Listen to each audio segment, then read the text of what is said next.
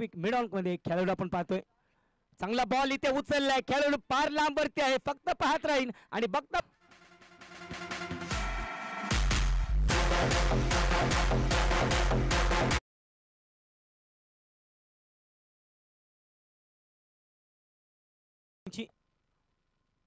अजून एक चांगला बॉल, ओव्हर पिच बॉल होता.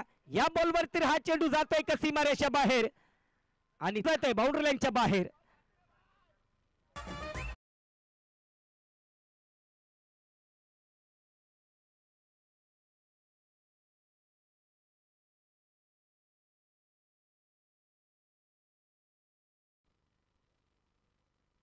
टप्प्याचा बॉल रूम बनवलाय, खेळाडू आहे, झेल होईल का आणि ते झेल हातात सुटलाय.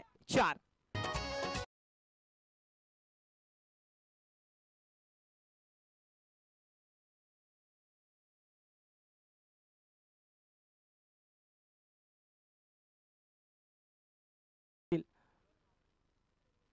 आहा आता मात्र टायमिंग